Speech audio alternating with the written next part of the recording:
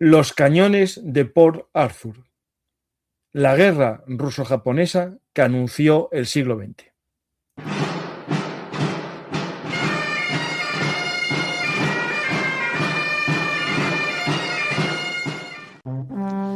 Armas, batallas y hombres que cambiaron el curso de la historia. Esto y mucho más en Bellum Artis Historia Militar.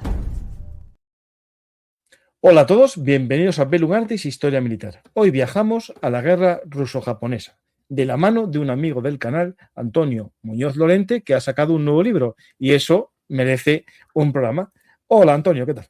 Hola, ¿qué tal? ¿Qué hay, Francisco? ¿Qué tal? Un placer. Pues Antonio, encantado de volver a hablar contigo de historia y en este caso de tu nuevo libro, que lo tienes tú ahí, que a mí no me llegó todavía porque está todavía sin salir casi a las librerías, ¿no? Está sí. en pre-exclusiva. Está en pre-exclusiva, sí.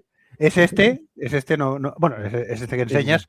No me ha quedado muy largo, como podéis ver. Bien. No ha quedado muy largo. Ya mi mujer lo ha agradecido porque se tiene que leer el libro para corregirlo. Y dice, ya vas corrigiéndote un poco. Eso es amor. La mía a veces no ni los he publicado.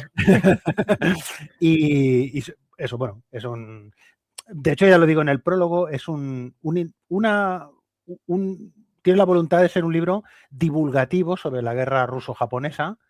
En castellano, en español no hay muchos libros. La última armada del zar de Pleshakov, creo que es un libro que publicó Turner, que es sobre básicamente la expedición, digamos, de la armada. Sí, lo tengo aquí. Lo tengo yo aquí. Sí, la armada rusa de Rozhestvensky hasta su inmolación, por decirlo así, en el estrecho de Tsushima.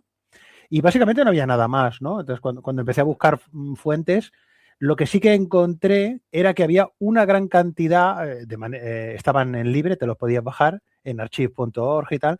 Hay una gran cantidad de análisis de la guerra hecho por los estados mayores de otras naciones. Y ¿por qué? Porque lo que tú decías, digamos, en el anuncio, ¿no?, del programa, la guerra que definió o que marcó un poco, anunció cómo iba a ser la guerra en el siglo XX, por lo menos en la primera mitad del siglo XX, la guerra de masas, ¿no?, del siglo XX. Y es que todas las naciones, la tensión entre las potencias había ido creciendo desde la mitad del siglo XIX para acá, digamos. A partir de 1880 se había ido agravando por la aparición de Alemania, por las rivalidades entre Rusia e Inglaterra primero en lo que llaman el gran juego, ¿no?, en el gran espacio de Asia Central, ¿no? Luego, por lo apetitoso que era el saqueo de China, que este es un asunto central que trato en el libro, sobre todo en los primeros capítulos, que son los capítulos diplomáticos, ¿no?, el contexto diplomático y de la lucha entre potencias. La aparición de Japón como una potencia nueva que al principio nadie se tomaba demasiado en serio, ¿no? Etcétera, etcétera. Entonces, los observadores militares y las naciones estaban interesados en esta guerra porque, al fin y al cabo, era la primera guerra en la que dos ejércitos de masas y dos ejércitos modernos se iban a enfrentar en el campo de batalla por lo menos desde 1870. Porque sí que es cierto que había habido guerras coloniales, con los zulúes, también los británicos habían tenido grandes problemas contra los boers, pero al fin y al cabo los boers practicaban una guerra de guerrillas contra los británicos, es decir, no era una guerra de maniobra. Entonces los estados mayores de las potencias se interesaban por saber cómo iba a librarse esta guerra, qué resultados daría. Porque bueno, tú lo sabes, porque tú, por ejemplo, has escrito ahora un libro sobre geopolítica y tal. Las guerras siempre son observadas. Siempre. Son lecciones que el problema es que los países que van a luchar la guerra actual van a perder, porque hay que estudiar la guerra futura. Claro. Siempre están como escamados, por decirlo así, ¿no? Es decir, ostras, esto ahora por ejemplo, el caso de los drones, ¿no? El caso de los drones, prácticamente hace 20 años, si tú hubieras preguntado a cualquier especialista o analista militar, te hubiera dicho, bueno, como muchos se utilizarán para reconocimiento o algo así, o para asesinato selectivo, por decirlo así, ¿no? Pero no la cantidad de drones que se están utilizando desde Ucrania y antes, ¿no? En las guerras en Azerbaiyán, por ejemplo, ¿no?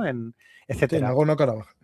En Nagorno-Karabaj, exactamente, ¿no? Entonces, o ahora en Hormuz, ¿no? Entonces, los estados mayores siempre están un poco mosqueados, ¿no?, digamos. Y esta guerra de la guerra ruso-japonesa contó con un montón de observadores occidentales. Por ejemplo, tanto MacArthur padre como MacArthur hijo, Arthur MacArthur y Douglas MacArthur, el futuro general norteamericano, fueron a Tokio y luego y visitaron los campos de batalla.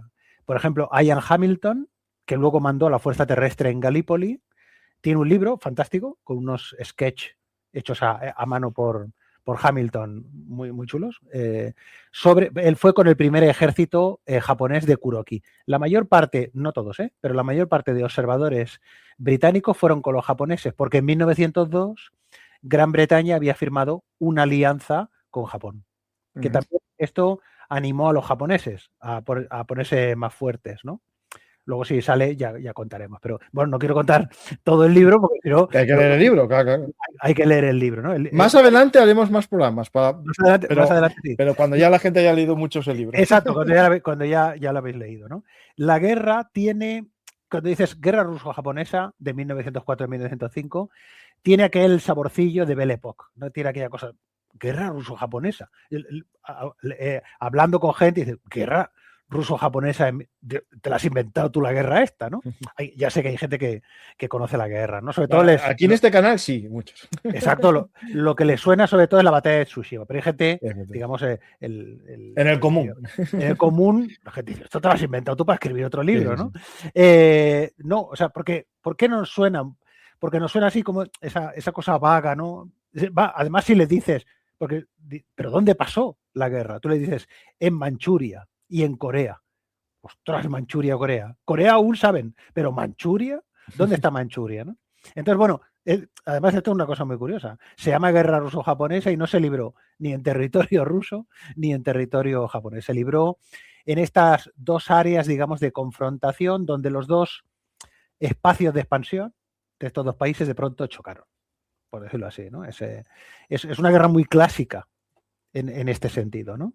Y entonces se